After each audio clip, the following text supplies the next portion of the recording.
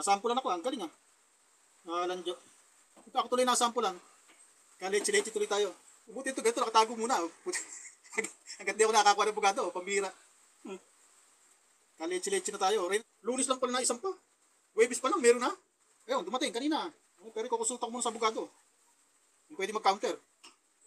May 10 days pa naman ako para para sagutin. Hello mga sangkay, mga kalingap. Welcome back to my channel. Ito po muli ang yung sangkay na sa Sangkay Loans muling nagbabalik. Kumusta kayong lahat?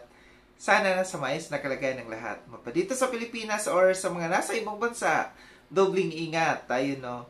So mega love shoutout sa inyong lahat sa Team Sangkay Original, Team Sangkay Sponsors, Team Kalingap, Kuya Val, at Edna Kalingap Rob. Sa lahat ng aking mga followers, supporters, and subscribers. Sa mga lolos, lolas, OFWs, and PWDs. Mega love shoutout sa inyong lahat, and of course, I love you all. Ayan. Maulan pa rin sa Metro Manila, no? Ingat pa rin ang lahat, no? May bagyo pa rin, no? Panibagong bagyo. So, mega love shoutout kay Tita Mina Ramillo, Tita Kong Vayots, kay Manetere ng San Diego, California, kay Mother Nenny Vivas ng Washington, D.C. at sa inyong lahat na patuloy na sumusuporta at nagmamahal kay Sangkay, mega love shoutout. So, ganun din po sa mga grupo na sumusuporta sa akin. Andyan yung Team A1, Giggle Ladies, Joy Natics, Solid Joy Titas in Manila, Solid Joy Team Baliw, I Love Joy International, Joy Beauty Titas in Manila, Diwata Cares Marathoners, WCC, White Chicken Cactus, Joy Diwata Team Europe, at ibang grupo na sumusuporta sa akin. Like yung EDC, Jomcar, no? Mikris, na ibang grupo, iba't ibang grupo na sumusuporta sa akin. Mega love shoutout. Ganun po sa aking grupo, yung Kalingap Watchers, no? Thank you so much. Mega love shoutout, no? Sa kapatid ni Kabebing Beshi channel, no? Yung kanyang kapatid na si Tita Pemia, no? So, mega love shoutout sa iyo. Sulit daw siya, no? Nanonood siya sa akin sa mga upload ko, sa mga reactions ko. So, ingat po, no? Palagi, Tita Pemia. Maraming salamat po sa pagsuporta kay Sangkay at pagmamahal. So, ngayong araw nito mga Sangkay, gagawa ko ng reaction video. Ito'y patungkol, no? Sa live ni Federico, no? Ni Federico. Nasabi niya, dumating na yung love letter niya. Totoo nga ba ito na may love letter nang dumating sa kanya or gawa-gawa lamang? So, panoorin natin itong live niyang ito. And then, after natin na mapanood, magbibigay ako ng opinion or kuro-kuro patungkol dito. Tara mga Sangkay, mga Kalingap, panoorin natin. Medyo matindi din dito pag-uusapan natin yun. Hindi mo na ako magpapakita, delikado. May mga delikado palang kalaban niya si Pastor. Lakas palang influensya niyan. Pero yun, bilis dumating na supwena sa akin. 15 counts. Oo, dumating na. Kukonsulta ko muna sa bukas. Baka may abogado bukas. Punta ako sa munisipyo. Sa munisipyo namin. Lakas pala ng influensya niya, no? Yung pastor sa diet, anak ng wedding.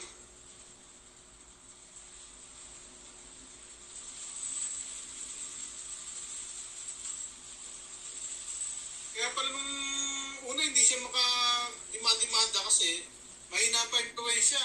Ngayon, malakas na influensya niya. Ikit sa politiko ngayon yan eh. Certain la Sir Joel. Sir Joel to. Certain la Joel Salcedo Kaya pala si Marlene siya may iyak eh. Hindi pa lang influensya ni Pastor ngayon sa diet. Pero mo, nahirapan sila lumakad pero epektibo. Galing.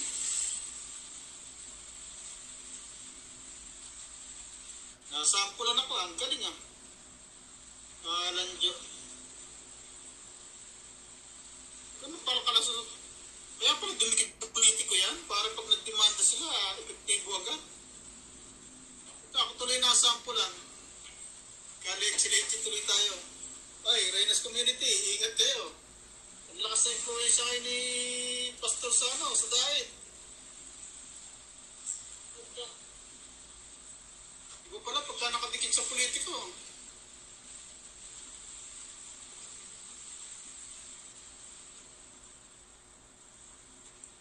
Buti ito, ganito, nakatago muna. Hanggang di ako nakakakuha ng pugado, pambira. Leche-leche na tayo. Reynas Community, ingat na kayo. Tago-tago na kayo. Huwag nyo na ilalantad mukha nyo. Ako, tatago ko na rin mukha ko. Ang lakas pa lang influensya ni Pastor sa diet ngayon, ha? Pero mo,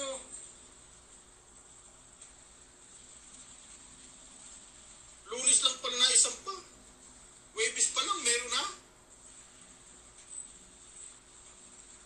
Kaya pala matagal na ako sinusurveillance dito. Kasi nagpaplano pa lang pala, alam na kagad kung nasan ako. Ayun, dumating kanina. Pero kukonsulta ko muna sa abogado. Pwede mag-counter. May 10 days pa naman ako para sagutin.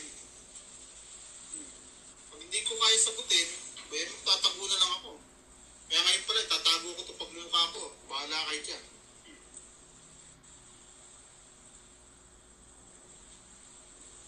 Ay, Reynas Community, tago-tago ka na rin. Delikado pala si Pastor ngayon. Lakas pala ng influence diet niya.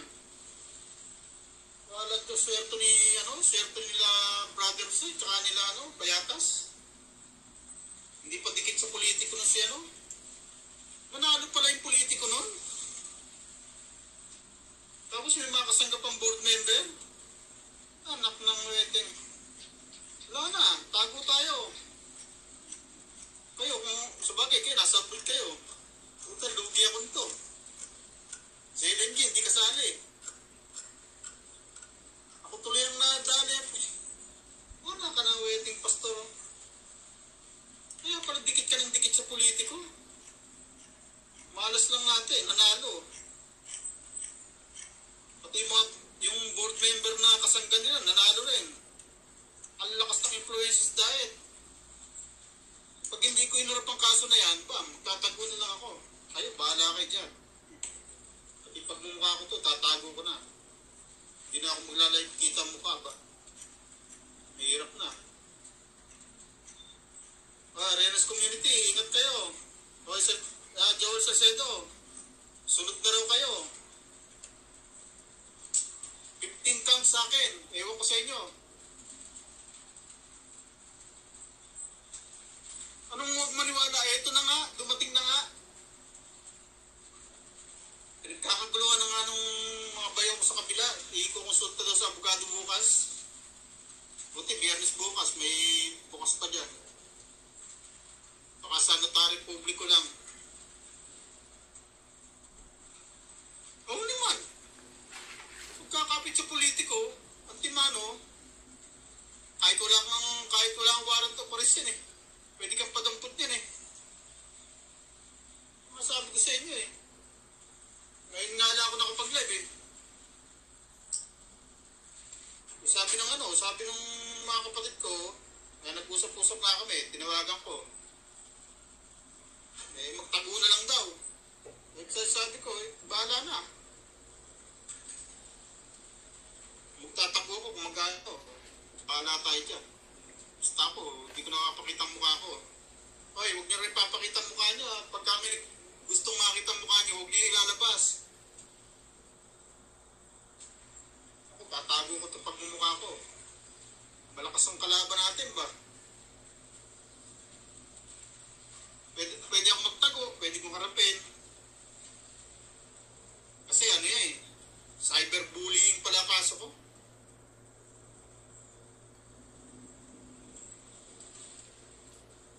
Hindi pa tayo kasi minor, pero hanggang 6 years lang naman pagka hindi nagpareglo. Pero pag nagpareglo,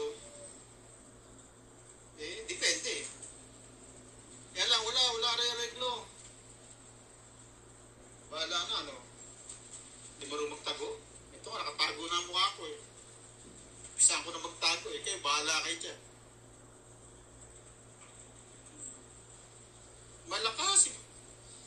Malakas si Pastor. Sa aniversa, kaya pala nag-surveillance na kagad si para paglabas nung yung kaso nila, alam ko sa kagad dadalhin. Hindi tuloy ako nakapaganda. Lakas kasi ulan eh, hindi ako nakalayas eh. Huli, si Ricky Boy. Ricky Boy tuloy. Huli, si Federico Santos. At Federico tuloy. Kakabulol-bulol. Ganito pala, pag ninenervous, kakabulol-bulol. Pabigla. Yung Federico, yung pangalan ko, tsaka Ricky na nickname ko, napaghahalo ko na. Ganito pala, pagka ninenervous, anak ng wedding.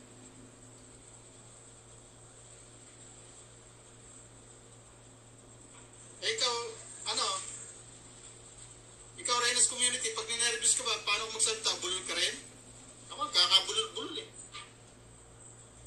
Kaya ayoko ipakita ang mukha ko kasi pag pinakita ko mukha ko, pag nakita niyo reaksyon ng mukha ko, kasabihin niyo, nanginginig na pala, pati ilong nanginginig eh.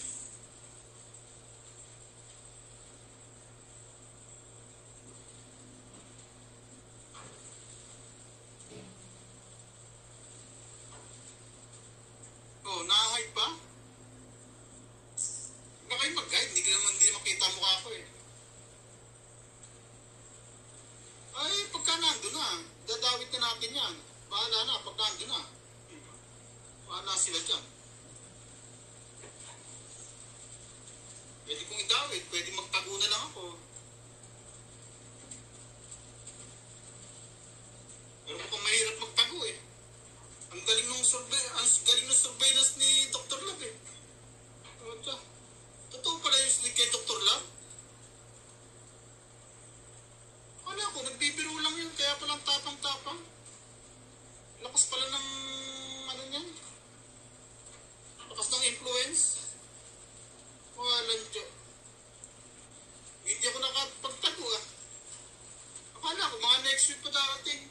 Bumabagyo pa naman. Hirap pang ibang bayan. Na-tsempuan tuloy ako.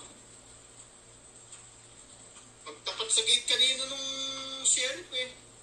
Sheriff pala mag-aatid, hindi naman pala DILG. Hindi naman pala DPWH ang mag-aatid. Ano pala? Sheriff? Yung sheriff na yung sheriff na munisipyo, hindi sheriff na nakakabayo Hindi sheriff ng unang panahon. Iba sheriff ngayon. Civilian. Hindi halata. Kaya akala mo, magtatago lang. Ito, tumapat sa bahay kanina eh.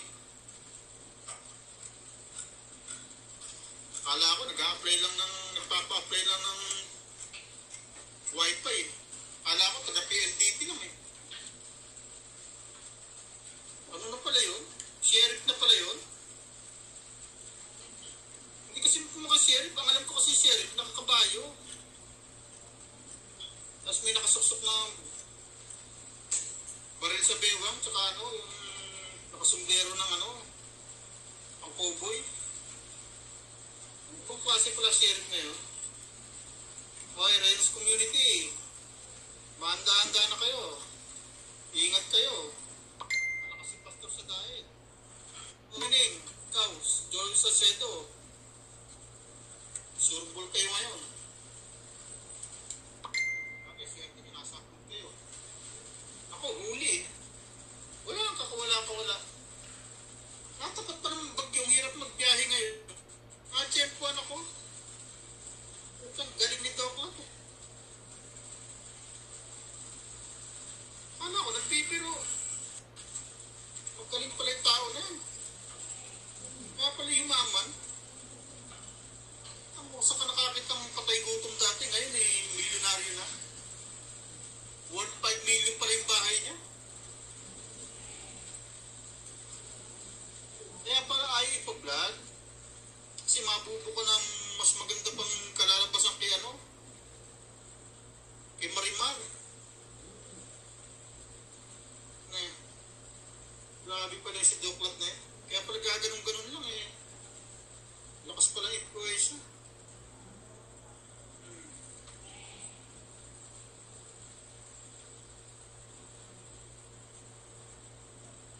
May 10 days pa naman ako para sumagot. O kaya, alis sa dalawa, sasagot ako, magtatago na. Wala lakas pala ni Balsado sa ano. Lakas pala ni Pastor sa ano. Sa diet. Wrong timing naman yung labas ko. Pero kung panalo pala yung politiko noon, yung sinuportang governor, pati congressman, kanila.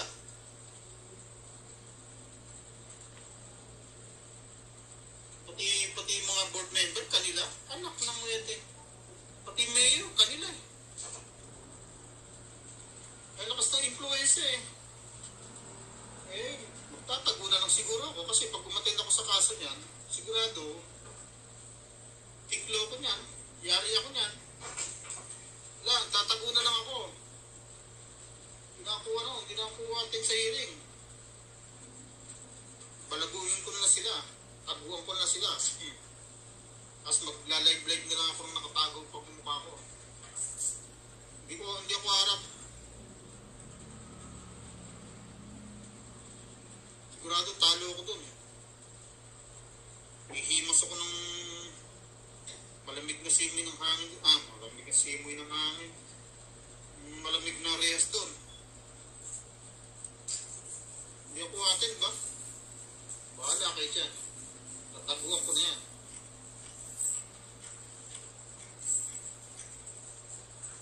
May 10 days pa naman ako para mag-isip.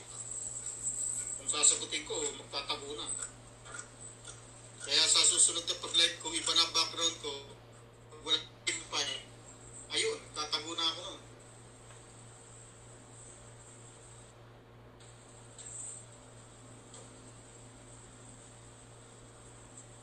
Wala na akong mukha ipapakita. Umpisa na ako magtago eh. Isip na nga ako, abogado, konsulta lang, 10,000. Ano yun? Papagawa lang ng counter affidavit, 10,000 agad. Hindi na eh. Taguan ko na lang yan. Bahala kayo dyan. Pag nahuli, di kulong. Kung mahuhuli, bayaan mo silang matuwa. Pero hindi naman ako papahuli ba? Pag nagtago ako, hindi ako papahuli. Bahala kayo dyan. Sino naman pulis magtsatsaga sa akin cyber lang naman ang kaso. Yung kriminal inanggahasa tinatamad hanapin ng pulis pa kaya cyberbullying lang. Tatago na lang ako. Kahit bumahit ako ng bukado, talo pa rin.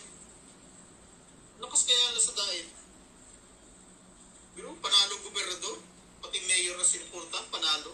Pati congressman, tsaka mga board member. Ano laban ko dyan? Pag nagtago ako, may laban-laban pa ako.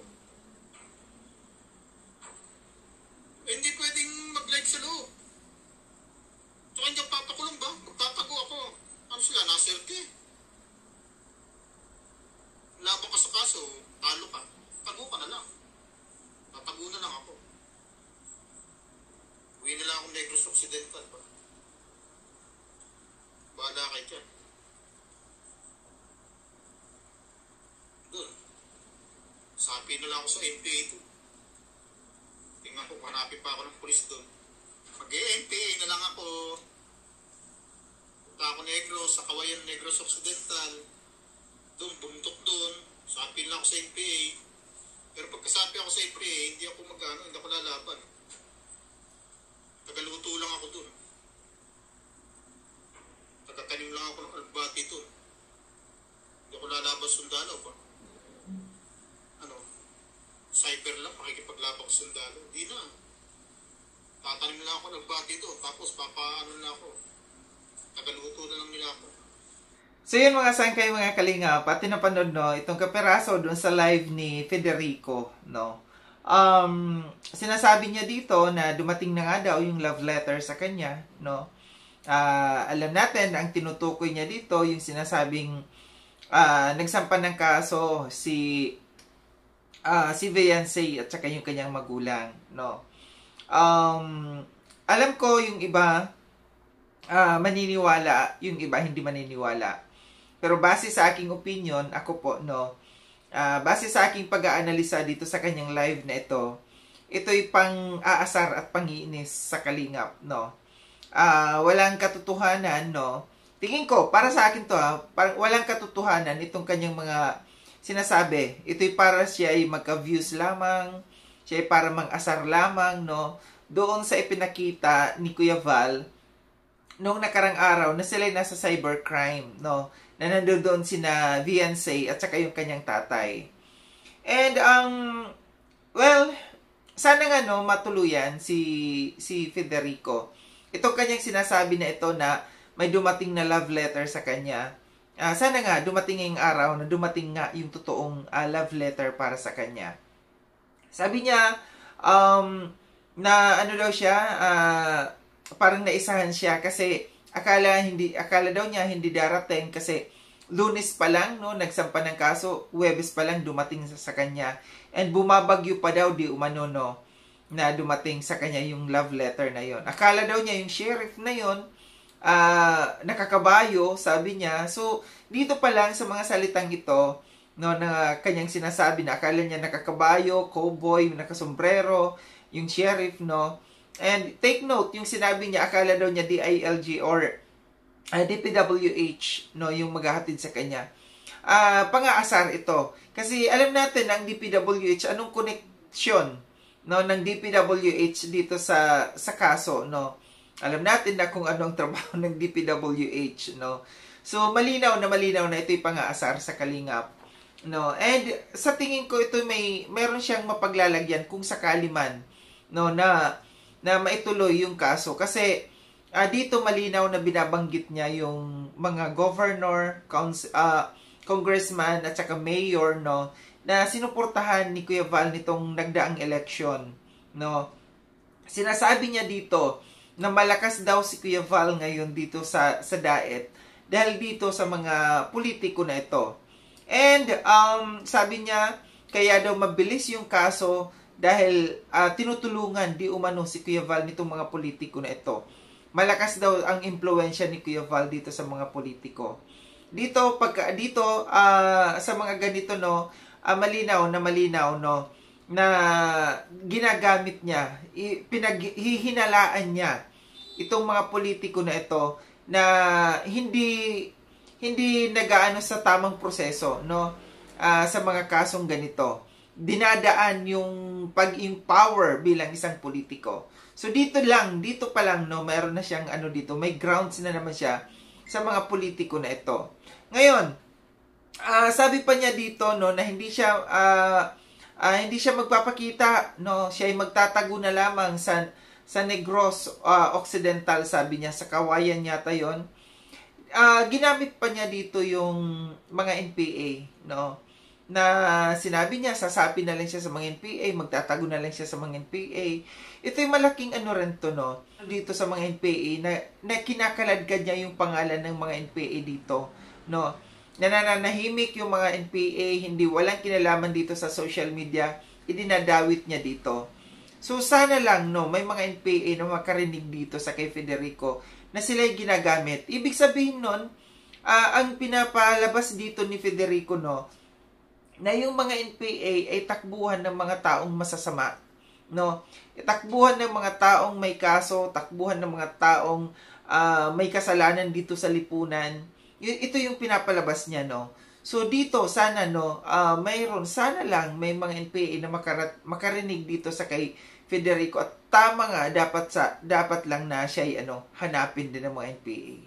So huwag kayong basta-basta maniwala dito sa kanyang mga sinasabi kasi ang dami-dami nating nakuhang butas dito sa kanya, no. Yung kanyang mga sinasabi dito, yung DPWH, sabi niya, sasapi na lang siya sa NPA, hindi na daw siya papakita. Yung sinasabi niya na magla-live siya, pagka hindi na lang magpapakita ang mukha. Ito isang din, pangiinis, no? Kasi kahit mag-live ka, alam naman natin yung mga taong may utak, no? Na yung mga taong nagtatago, hindi yan magla-live kasi matitrace yung IP address nila, no? So, dito pa lang, no? Dito pa lang sa mga salitang ito, hindi kapanipaniwala yung mga sinasabi dito ni Federico. Sana lang, no? Dumating yung, ito lang aking sana nga, dumating yung panahon, no? Na dumating nga yung tunay na love letter para sa iyo. Para manginig ka talaga. Kasi sabi niya, hindi daw siya magpapakita kasi kahit ilong daw niya nanginginig sa takot, no? Sa mga ganito. And sabi niya, kukuha daw siya ng abogado sa mga notary public na lang daw. Yun lang yun. Yung pag-isipan na lang natin yun. Kung ito nga ba, yung kanyang sinasabi dito, ay may katotohanan o ito'y gawa-gawa niya lamang, no? Or malinaw, no? Malinaw para sa akin, opinion ko, na ito'y pang-aasar sa kalingap, no? Ito yung kanyang, parang rebuttal niya ito doon sa ipinakita ni Kuya Val na nasa cybercrime sila. Ang mga tao, ito lamang ang isipin ninyo, yung mga taong kinakasuhan, takot yan na magsalita, no? Pagka sila'y nakatanggap na ng love letter, no? Siya ang lakas pa ng loob niya. Bilang isang taong ordinaryo, no? Ang lakas pa niya ng loob na patawa-tawa pa na sinasabi niya na siya nakatanggap ng love letter. So, malinaw, no? Malinaw na malinaw. Ito'y pang-aasar lamang sa kalingap. Muli, maraming salamat mga sangkay na sa panonood. Sa mga hindi pa nakapag-subscribe kay Sangkay Loans, subscribe niyo na po ako. Click yung notification bell para updated kayo sa lahat ng mga videos na aking gagawin. Like and share itong video na ito mga sangkay. Kita-kits tayo ulit sa susunod na video na aking gagawin. Ingat kayo sa ang dako ng munduang kayo naroroon. Paalam ng mga sangkay mga kalingap, paalam.